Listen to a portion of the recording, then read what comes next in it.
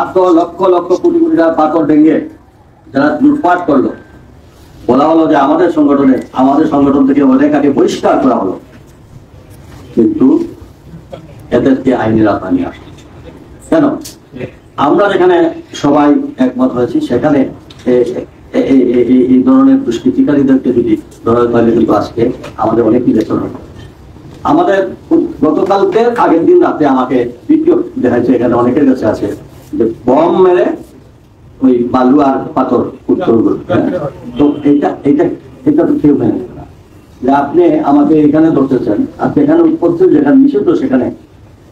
তা আমার মনে যাই খবর দিচ্ছি, আমরা এই কথাগুলো শুনছি। এখন আসুন সিলেটের পরিবেশটাকে আমরা সুন্দরভাবে নেই, আমাদের পরিবহন সেক্টরের দাবিগুলোকে আমরা অত্যন্ত গুরুত্ব সহকারে নেই, এবং আমরা যদি সবাই স্টেক হোল্ডার এবং রাজনৈতিক নিয়ে বসে একটা সুন্দর পজিটিভ লাইন দেয়। আর আমার মনে হয় একটু সময় দিতে হবে এইটুকু, যেহেতু আজকে আপনি কোনো সমস্যাই এখানে আমরা যে 6টা দাবি আছে, কোনো দাবি এখান থেকে বাস্তবায়ন করা সম্ভব নয়।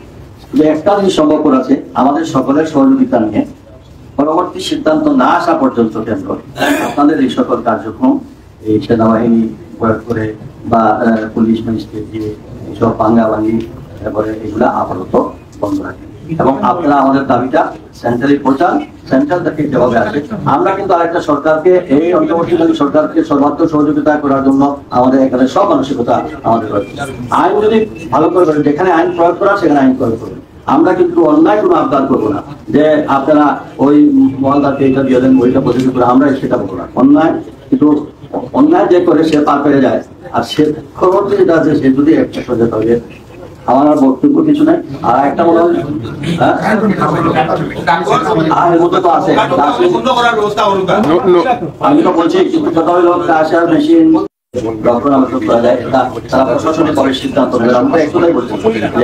আমাদের যদি কোথাও সহযোগিতা লাগে আমরা সেটা সহযোগিতা করবো। আরেকটা জিনিস মনে হয় জেলা প্রশাসনের কাছে আছে, হাইকোর্ট থেকে একটা সিদ্ধান্ত আছে, আপনারা যদি অবৈধ বলবেন কি বলেন, সে তার সমস্ত পেপার দেওয়ার পরে বিদ্যুতের লাইন, দুটো লাইন তো এই দুটো লাইন দিচ্ছেন সঠিকভাবে। অতএব একটা নিয়ন্ত্রিত অনুমোদনই না দিলেন, সিদ্ধান্ত না আসা পর্যন্ত বাংলা নাও দিলেন, কিন্তু এইটাকে নিরাপত্তা তো তারা নিশ্চিত করে তাতে আর যেন ক্ষতি না হয়। আমি আমি আমি মনে করি সিলেটের সর্বস্তরের, আমি প্রথমে শ্রমিক যারা শ্রমিকের নেতৃবৃন্দ স্টেক হোল্ডার আপনাদেরকে আমি আমাদের নগরবাসীর পক্ষ থেকে, রাজনৈতিক দলের নেতৃবৃন্দের পক্ষ থেকে, প্রশাসনের পক্ষ থেকে আপনাদেরকে ধন্যবাদ জানাই এই জন্য যে প্রশাসনের আহ্বানে আপনারা সাড়া দেওয়ার আগে, প্রশাসনে আহ্বান করার আগে আপনারা আপনাদের কর্মসূচি স্থগিত করার জন্য আমরা আমাদের সমস্ত নগরবাসীর পক্ষ থেকে আপনাদেরকে মোবারকবাদ জানাই। আপনাদের ন্যায়সঙ্গত দাবিগুলির প্রতি আমাদের সমর্থন অব্যাহত থাকে। তবে আমরা যে সিলেট একটা সম্প্রীতির নগরী, আমরা যে সিলেট একটা মানে দেখিয়েছেন, ভবিষ্যতে আমরা এইভাবে থাকি, এবং প্রশাসনকে বলবো সিলেটের মানুষের মনের কথা বুঝুন, এবং আপনারা যদি এইভাবে করেন, আমরা অভিভাবক হিসাবে যদি আপনারা দায়িত্ব নিয়ে সিলেটের পক্ষে থাকেন, সিলেটের জনগণ আজীবন আপনাদেরকে স্মরণ করবে। এমনও আছে অপশন নিয়ে গিয়েছেন জেলা প্রশাসকরা, অনেক জেলা প্রশাসক অপশন নিয়ে গেছেন, যে এখনো আসলে আপনারা যারা জানেন না, আমরা যারা এই এলাকার বাসিন্দা আমরা তাদেরকে ব্যক্তিগতভাবে তাদেরকে সমাদর করে, শুধু জেলা প্রশাসন না, এই জেলায় যত অফিস আমরা থাকি সেটা বিদেশে গেলেও আমরা একটু ভালোবাসা চাই, আমরা একটু ভদ্রভাবে আমাদেরকে একটু স্নেহ মমতা চাই, আমরা এই সম্মানটুকু আমাদের আত্মসম্মান লাগে, এর বেশি আমাদের কিছু চাওয়া। সবাইকে মোবারকবাদ জানিয়ে, আর এই ভিতর থেকে আল্লাহর হস্তে, আল্লাহ পছন্দ করে না অহংকার, এরপরে আপনার ক্ষমতা, তাদের ক্ষমতার উপর ব্যবহার, এগুলো আল্লাহ পছন্দ করে না। তাহলে আমরা আসুন এই পূর্ণভূমি সিলেটে মন থেকে সবাই সবকিছু বাদ দিয়ে আমরা কিভাবে সামনের দিকে ভালোভাবে এগিয়ে যেতে পারি, আর আমাদের শ্রমিকরা যেভাবে আহত হয়েছে, তাদের যে ক্ষতিগ্রস্ত হয়েছে, আমরা কিভাবে এটা খাবার দিতে পারি, এই প্রত্যাশা রেখে আমি আমার আমার একটা কথা হয়তো আপনারা সবাই ভুলে গেছেন, আমাদের পরিবহন শ্রমিক ইউনিয়নের নির্বাচনটা হয়েছিল আপনাদের সবার মাধ্যমে, প্রশাসনের মাধ্যমে, কিন্তু আমাদের অপোজিট পার্টি যারা আসামি রয়েছে তারা প্রস্তাবিত একটা ইউনিয়ন খুলেছে নৌকুলভাবে, এটা নিয়ে যে কোনো সময় আমাদের সাথে মোকাবিলা হতে পারে, এবং প্রতিদিন আমার মামা শুধু আসামিরা গালিগালাজ করে টার্মিনালে যে কোনো সময় শ্রমিককে মারামারি করতে পারে। এই ব্যাপারে ইউনিয়নরা বন্ধ করা এবং তাদেরকে অ্যারেস্ট করার জন্য আমি এই ব্যাপারটা আপনারা আলোচনা করেন। আমি যদি লিগ্যালি এটা কি আপনারা আলোচনা এটা ঠিক আছে। এখানে প্রশাসনে যেটা সরকারের যে নীতিমালা আছে, যারা কারা এটা পরিচালনা করবেন, তারা সরকার এটা ওনারাও দেখবেন। এবং আমি মনে করি এটা ফেডারেশনের সঙ্গে আমরাও ঢাকায় যোগাযোগ করবো। তারা কেন্দ্রীয় ফেডারেশন সহ এখানে সবাই মিলে এটা আলোচনা করে। বাবু বলবেন। আসসালামু আলাইকুম, আমি পুলিশ সুপার সিলেট বলছি। আসলে প্রথমেই আপনাদেরকে ধন্যবাদ জানাচ্ছি। আমি প্রত্যেকটা মিটিং এ সিলেট জেলার বাকি যে প্রস্তাবগুলো আপনারা এনেছেন, বালু পাথর এবং অন্যান্য রিলেটেড বিষয়গুলো, অবশ্যই আমরা এখানে জেলা প্রশাসন আছে, পুলিশ প্রশাসন আছে, প্রত্যেকটা চ্যানেলেই সরকারের কাছে আপনাদের মনের কথাগুলা, এবং এখানে আমাদের আরো গোয়েন্দা সংস্থা যারা আছেন তারাও নিশ্চয়ই তাদের স্ব চ্যানেলে সরকারের কাছে ওই আপনাদের কথাগুলো আমরা পৌঁছানোর ব্যবস্থা করব। আর এর আগ পর্যন্ত নতুন কোন সিদ্ধান্ত আসার আগ পর্যন্ত একটু দয়া করে আপনারা যে যার অবস্থানে আগে আমাদেরকে যেভাবে আপনারা সাহায্য করেছেন, আপনারা প্রত্যেকেই আমাদেরকে এইভাবে একটু সাহায্য করেন। আমরা আপনাদের চ্যানেল কথাগুলো যেটা এটা অবশ্যই বিভিন্ন ভাবে সরকারের কাছে পৌঁছাবো, এবং এটা নতুন করে সিদ্ধান্ত না আসা পর্যন্ত আমাদেরকে দয়া করে এইভাবে একটু সাহায্য করেন, যতটুকু সাহায্য এখন পর্যন্ত আপনারা করতেছি। আর একটা জিনিস আমি একটু জাস্ট সড়ক পরিবহন নিয়ে একটু কথা বলবো। সেটা হচ্ছে এখানে লাইফ টাইম নিয়ে আপনারা অনেকেই কথা বলেছেন, যে বিভিন্ন যানবাহনের লাইফ টাইম নিয়ে। ঠিক আছে, আপনাদের এটা সরকার যেহেতু একটা আইন, একটা নীতিমালা অলরেডি হয়েছে, সেটা আপনারা যেটা বলেছেন এটা সরকারের কর্নারে পৌঁছে দেওয়া হবে। কিন্তু এটাও কিন্তু আপনাদের মানতে হবে। ওই দিন যে আমাদের যে মিটিংটা ছিল, ওই মিটিং এর মধ্যে কিন্তু স্পষ্ট করে যে সভাপতি ছিলেন উনি বলেছেন যে একবারে লক্ষ চক্র যে গাড়িগুলো রাস্তার মধ্যে চলে না, এগুলো আসলে চলার মতো উপযুক্ত না, আপনারা নিশ্চয়ই স্বীকার করবেন, এগুলোর কথাই কিন্তু বলা হয়েছে এবং দেখতে বোঝা যায়। এবং আরেকটা জিনিস হচ্ছে যে দেখেন এখানে আপনারা তো এটা কথা আমি একটা কথা বলতেছি না, আমি আর আরেকটা কথা যেটা কথা আমি বলতেছি সেটা হলো যে এই যে কালো ধোঁয়া, এটার জন্য শুধু আমি একটা রাস্তায় ঘুরি না, আপনারাও রাস্তায় থাকেন। এই যে যানবাহন থেকে কালো ধোঁয়া, এটার মধ্যে আমার একটা আবেদন থাকবে, আপনাদের প্রতি একটা অনুরোধ থাকবে। কালো ধোঁয়া এবং হাইড্রোলিক হর্ন যেটা আছে, যেটা পরিবেশের জন্য, আমাদের জন্য, বাচ্চাদের জন্য ক্ষতিকর, এটা থেকে আপনারা একটু কালো ধোঁয়া যেটা, এটা আপনার মোবিল না বদলাইলে কালো ধোঁয়া দেয় নতুন গাড়ি। একটু কাইন্ডলি এই বিষয়টা হলো মোবিল না বদলাইলে ওইটা হয়, কিন্তু আমরা 20 বছর আর 25 বছর যে ব্যাপারটা না, এটা না, লাইফটা নিয়ে আমি কথা বলছি না। বললাম যে কালো ধোঁয়াটা যেটা আছে, হাইড্রোলিক হর্নটা যেটা আছে, আপনারা একটু দয়া করে যে যার অবস্থান থেকে একটু করার জন্য হাইড্রোলিকরণ দিয়াও লোকজন রাস্তা থেকে সরাইতে পারি না। গরু চলতেছে, মানুষ চলতেছে, ধান দিচ্ছে, খাতা অলঙ্কার দিচ্ছে, এইটা শুনে না একটা অভিযোগ। অনুরোধ করবো আপনাকে, আমরা পরিবহন সেক্টরের শীর্ষ নেতারা ফোন দিলে আপনি দয়া করে ফোনটা ধরিয়ে দয়া করি আপনাদের। আচ্ছা ঠিক আছে, ঠিক আছে, ধন্যবাদ। আমার মনে হয় যে অনেক আলোচনা হচ্ছে, এখন একেবারে একত্রকু জেলা পরিষদ। আমি মনে করি যে রাষ্ট্র জনস্বার্থে হয়, সরকার জনস্বার্থে, জনগণের সরকার কখনো বিপরীতমুখী অবস্থান নিতে পারে না। এবং এই জন্যই আমি মনে করি যে জনগণের যে কথাগুলো, সেটা দায়িত্ব হলো রাষ্ট্র যারা পরিচালনা করেন তাদের শোনা। এখানে যে কোনো আইন প্রণয়নের ক্ষেত্রে, যে কোনো নীতি নির্ধারণের ক্ষেত্রে, যে কোনো অ্যাকশনের ক্ষেত্রে, যে কোনো এনফোর্সমেন্টের ক্ষেত্রে আন্দোলনের জনআকাঙ্ক্ষা বা জনগণের যে তাদের যে সুবিধা অসুবিধা, কমফোর্ট ডিসকমফোর্ট, সেগুলোর মূল বিবেচ্য বিষয়। বাংলাদেশ আজকে জুলাই আগস্টের আজকে প্রায় বর্ষপূর্তির কাছাকাছি আমাদের এই অন্তর্বর্তীকালীন সরকার। তো সরকার এই যে পরিবর্তিত হয়েছে, এর মূল যে ভিত্তি বা মূল কারণ সেটি আমরা জানি, যে যখন সরকার এবং জনগণ মুখোমুখি হয়ে যায় তখন সরকার পতন হয়, খুব স্বাভাবিক। এই জন্য আমরা মনে করি যে জনস্বার্থে সকল কিছুই প্রণীত হবে, সকল কিছুই করা হবে। সেই জন্য আজকের এই অন্তর্বর্তীকালীন সরকার আমরা বিশ্বাস করি যে তারা অবশ্যই জনগণের যে আকাঙ্ক্ষা সেটি বিবেচনা করবে। আমাদের এখানে যে বিষয়গুলো উত্থাপিত হয়েছে সেগুলো আপনারা বলেছেন বিভিন্ন পর্যায় থেকে, কিছু বিষয় তো বিহারকে ক্লারিফাই করেছেন, যেগুলো সেগুলো আমার মনে হয় যে আপনারা বুঝেছেন বিষয়টি। বুঝে থাকলে এটি ঠিক আছে যে সিএনজির ক্ষেত্রে 15 বছরের ইকোনমিক লাইফ টাইম সেটি আমাদের বলতে হবে না, বিহারকে বলেছে আমাদের প্রেজেন্সি বলুন। এবং আপনারা যে বাস মিনি বাসের ক্ষেত্রে 20 বছর এবং ট্রাক পিক আপ ব্যবহারের 25 বছর, সেই বিষয়টি এখন এনফোর্স করা হচ্ছে না। আইন মানুষের জন্য, আইনের জন্য মানুষ নয়, এটি সরকার আইন করতে হবে। সুতরাং প্রয়োজন হলে আইন সংশোধন হবে, নীতি সংশোধন হবে, সবকিছু সরকারের সিদ্ধান্ত সংশোধন হবে, কিন্তু মানুষ হলো সবার করে। আজকের জন্য মানুষকে বাদ দিয়ে কোনো কিছু সরকারের নীতি কখনোই প্রণীত হতে পারে না।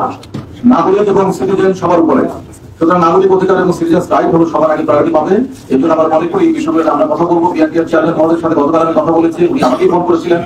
আগের যে চেয়ারম্যান সেটি চেঞ্জ হয়েছে। আমি এই বিষয়টি নিয়ে আপনাদের সিএনজির যে বিষয়গুলো জমিসাদা সিএনজি আজকে এবং বাকি সিএনজিগুলো কি হবে সেই বিষয়গুলো নিয়ে আমি আপনার বিআরটিএর যে সাবেক চেয়ারম্যান সড়ক পরিবহন মন্ত্রণালয়ের মিটিং এ সচিব মহোদয়ের প্রেজেন্সে আমরা বিআরটিএর চেয়ারম্যানের প্রেজেন্সে এই কথাগুলো বলেছি এবং এটি বর্তমান যে চেয়ারম্যান তাকেও আমি এই বিষয়টি বলবো। এই বিষয়গুলো নিয়ে ওনার জন্য খুব দ্রুত ওনাকে আমি ইনভাইট করেছি যে আপনি দ্রুত আসেন, সেই বিষয়গুলো দেখেন। এর আগেও আমি এই বিষয়গুলো বলেছি, গত মাসেও বলেছি, প্রতি মাসে এই কথাগুলো বলে যাচ্ছি। আমি মনে করি বিআরটিএর চেয়ারম্যান মহোদয় বিগত চেয়ারম্যান যেভাবে আপনাদেরকে নিয়ে মিটিং করেছিলেন, নতুন চেয়ারম্যানকে আহ্বান জানাচ্ছি এবং ওনাকে আমি শীঘ্রই আসার জন্য আহ্বান জানাবো। গতকাল কথা হয়েছে যাতে করে ওনার প্রেজেন্সে মিটিং করে উনি এখানে সিদ্ধান্ত দিয়ে যান। এই বিষয়টা আমি আপনাদেরকে জানাচ্ছি এবং আমি এই বিষয়টি নিয়ে কথা বলেছি, আবারও কথা বলবো। এটি গেল একটা বিষয়। আরেকটা বিষয় হলো ফিটনেস সার্টিফিকেট প্রদানের বিষয়গুলো। এটা আসলে আমি মনে করি যে বিআরটিএ নিয়ে অনেক প্রশ্ন থাকার প্রেক্ষিতে হয়তো এরকম সিদ্ধান্ত নেওয়া হচ্ছে। আপনাদের এনবিআর নিয়েও তো অনেক প্রশ্ন আছে। এনবিআর এখন ট্যাক্স, তারপরে ভ্যাট, কাস্টমস ডিউটি অন্য প্রাইভেট সেক্টরকে দিবে নাকি? প্রাইভেট সেক্টরকে যদি সবকিছু দেওয়া হয় সরকার তার নিয়ন্ত্রণ হারিয়ে ফেলবে অনেক কিছুর উপরে। যে কারণে আজকে আপনারা বলেছেন যে এআইপির কথা বলেছেন, অ্যাডভান্স ইনকাম ট্যাক্সের কথা বলেছেন, যদি এনবিআর কর্তৃপক্ষ হয় সেই বিষয়গুলো আপনারা জানেন। এনবিআর একটা সমস্যা চলমান ছিল, এখনো সেটি পুরোপুরি শেষ হয়ে যায় নাই। সেখানে একটা বলা যায় যে একটি অস্থিরতা আছে। আমি এনবিআর এর এই বিষয়টি আমি এনবিআর থ্রো করবো প্রয়োজনে রিভিউ করা হবে। এখন হবে কি আমরা ফাইনালি কি হবে সেটা রাষ্ট্রের সিদ্ধান্ত। রাষ্ট্র দুটো দিক চিন্তা করে, একটি হলো রেভিনিউ, তার রেভিনিউ মোবিলাইজেশনের বিষয় থাকে, আরেকটি হলো মানুষের কমফোর্ট। আমার কথা রাষ্ট্র তাহলে সাবসিডি দেয় কেন দেয়? মানুষের স্বার্থে। রাষ্ট্র যে আপনার ট্যাক্স ছাড় দেয় কেন দেয়? মানুষের স্বার্থে। আজকে রাষ্ট্র অনেক ক্ষেত্রে ট্যাক্স হলিডে ডিক্লেয়ার করে ইনভেস্টমেন্টের জন্য, মানুষের স্বার্থে। আজকে আপনার আলেম যে গার্মেন্টস যেটি আমাদের এখানে এখন আমরা যেটির উপর ইকোনমিক বেসিক্যালি দাঁড়িয়ে আছে, সেটি তো বলতে গেলে আপনার ব্যাক টু ব্যাক এলসিতে অনেক ক্ষেত্রেই আমাদের ডিউটি ছাড় আছে। সুতরাং রাষ্ট্র হলো সবার উপরে কথা হলো, রাষ্ট্র হলো জনগণের স্বার্থে। জনগণ না বাঁচতে রাষ্ট্রের অস্তিত্ব থাকবে না। জনগণ না থাকলে রাষ্ট্রের কোনো মূল্যই নাই। জনগণ অবক্ত থাকলে রাষ্ট্র আপনার কি করলো না করলো, কোথায় পতাকা উড়াইলো না উড়লো, কোন সমাবেশে গেল যায় আসে না। সুতরাং জনগণ সবার উপরে, এটি হলো সবচেয়ে বড় কথা। আরেকটি বিষয় যেটি সম্প্রতি যেটি করেছে আপনারা জানেন যে এখানে এই বিষয়গুলো নিয়ে আমি আপনাদেরকে বলি, জেলা প্রশাসক সম্মেলন অথবা বিভাগীয় কমিশনার কনফারেন্স অথবা এমন করে প্রাইভেট মিটিং এ আমি এখানকার বিষয়গুলো নিয়ে বলেছি যে এখানে যে সমস্যাগুলো আছে সেগুলোকে ফিল করার জন্য। তো সবকিছু মিলে আমরা প্রাইভেট মিটিং এ অনেক প্রস্তাব দিয়েছিলাম।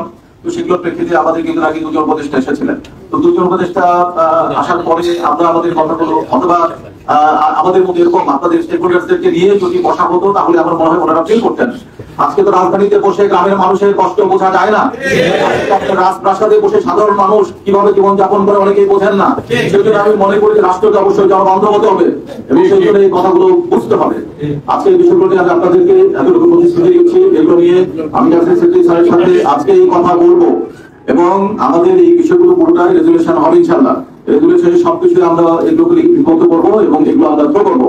এবং ট্রাইপ্যাক্টের মিটিং এর জন্য ক্যাবিনেটকে আমি রিকোয়েস্ট করেছি ইতিমধ্যে, ক্যাবিনেট স্যারকে আগেও বলেছি বিভিন্ন সময়ে, আবার আমি আজকে রিকোয়েস্ট করবো যে ক্যাবিনেট অ্যাপেক্স বডি সব মন্ত্রণালয়ের বিষয়গুলোকে ওনারা কোঅর্ডিনেট করেন। সুতরাং ট্রাইপ্যাক্টের মিটিং এর মাধ্যমে অথবা ট্রাইপ্যাক্টের আরো ব্যাক্টেরিয়া যত ব্যাক্টেরিয়া আছে সব ব্যাক্টেরিয়া দিয়ে আমার এই সমস্যার সমাধান করতে হবে।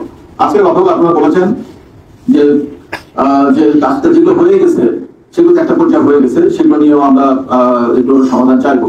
আর জেলা প্রশাসক আসলে আমার মনে হয় যে এই কমপ্লায়েন্সের বিষয়গুলো চিন্তা করে এই কাজগুলো করেছেন। তো আমার কথা হলো যে ঊর্ধ্বতন কর্তৃপক্ষ যে কোনো যখন কোনো কিছু বলেন সেটি আসলে আমার মনে হয় যে তাদের সাথেও কনভারসেশনের বিষয় থাকে, যেমন আজকে আপনারা বলেছেন।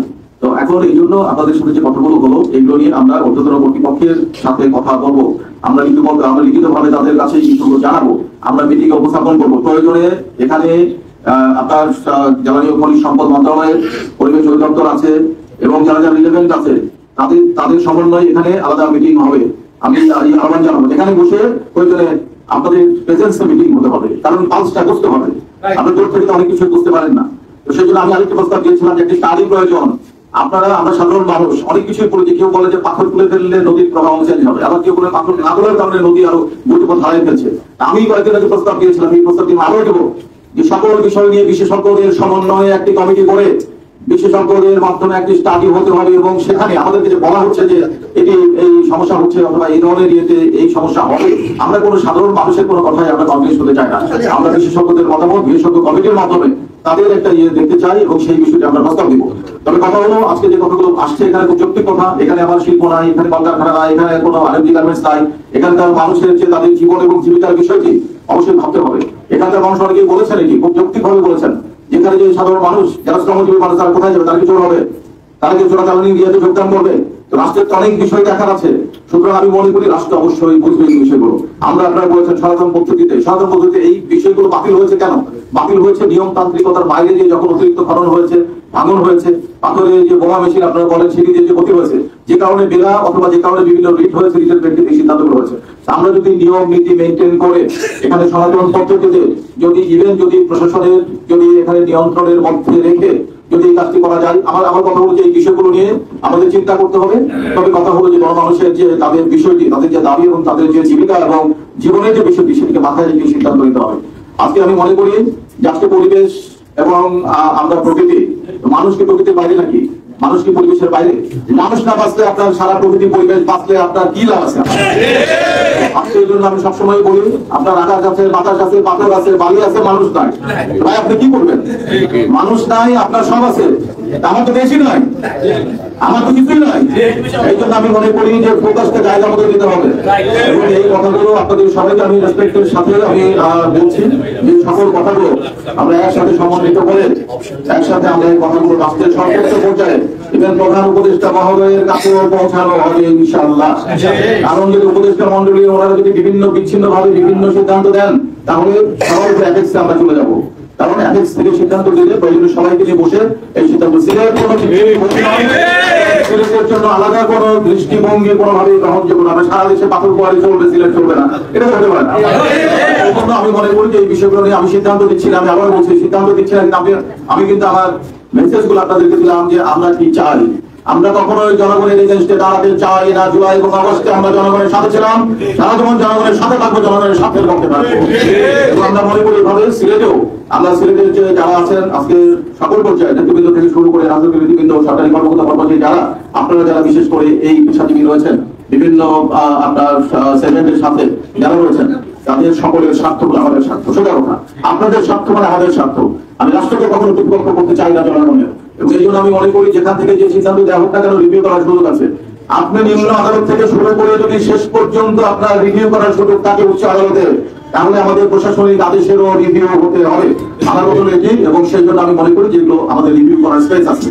আমরা ব্যক্তিগতভাবে এবং গোষ্ঠীগতভাবে প্রাতিষ্ঠানিকভাবে প্রশাসনের পক্ষ থেকে ক্যাবিনেটের মাধ্যমে আমরা এই বিষয়গুলো নিয়ে সরকারের সর্বোচ্চ পর্যায়ে আমরা কথা বলবো ইনশাআল্লাহ।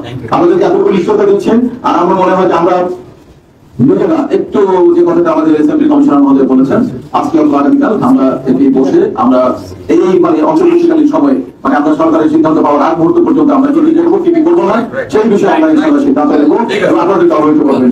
আমার মনে আছে আমাদের সমাজে